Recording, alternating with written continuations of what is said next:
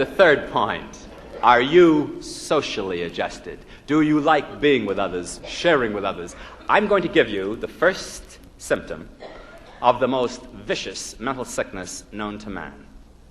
It is this: a loss of interest. That's all. A loss of interest. There you have the symptom of one of the most vicious, creeping mental sicknesses. Because to be well-adjusted means that you are interested in yourself, in others, being with others, sharing with others, seeing the other fellow's point of view. You know what I mean by point of view? A minister had just finished giving a very inspiring sermon on a Sunday morning. One of the parishioners came back and said, "Reverend, that's a damn fine talk you gave this morning." I beg your pardon? I said, "That's a damn fine talk you gave this morning." He says, "Don't you think those words are a bit strong to be using in church?" "Well, I think it was such a fine talk, I put a $100 bill in the collection plate." "Oh, thank you very much," said the Reverend. "It takes a hell of a lot of money to run a church."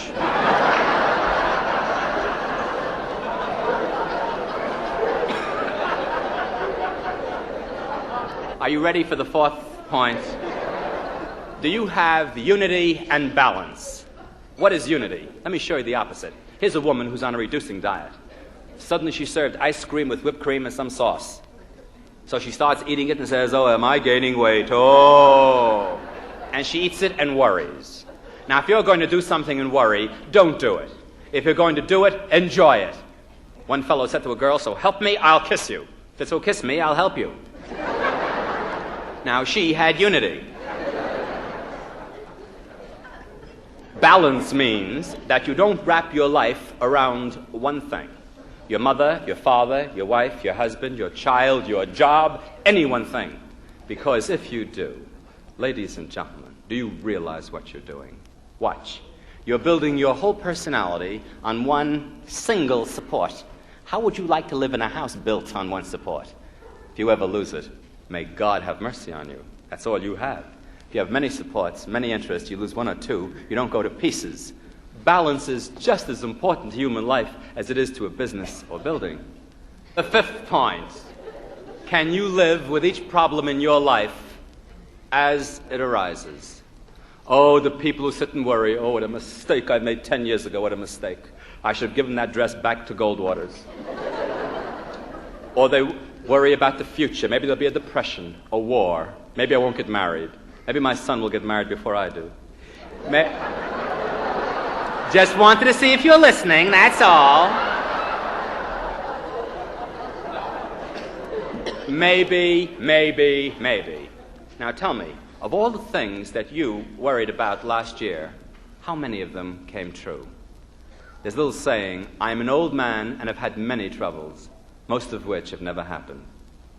When their uncle died, all the relatives ran to the lawyer's office. They said, "Quick, open the will." The lawyer opened the will, and this is what it said: "Being of sound mind, I spent all my money while I was alive."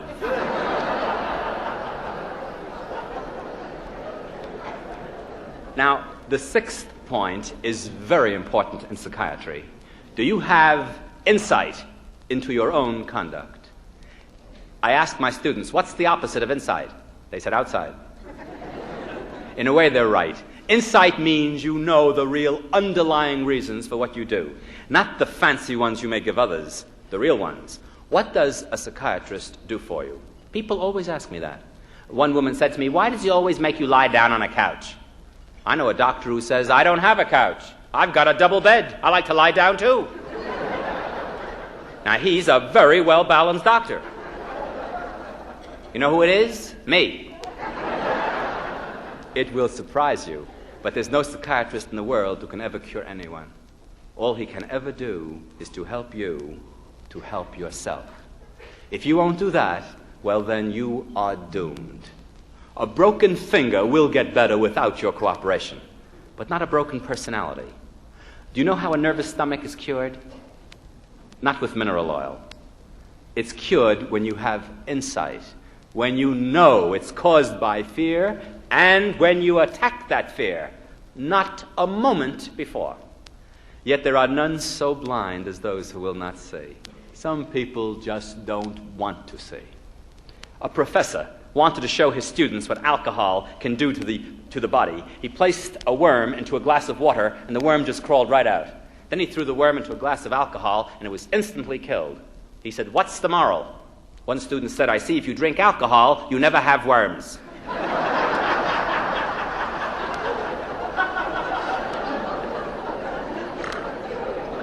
I was speaking to a Catholic seminary some months ago, all priests in the audience, and I told them that story about the worm in the water. And when I finished, the bishop came up to me and said, "I'm going to give you a story that illustrates your point a bit more strongly." And this is the story the bishop gave me. A man came to his priest, and he says, "Father, what causes arthritis?"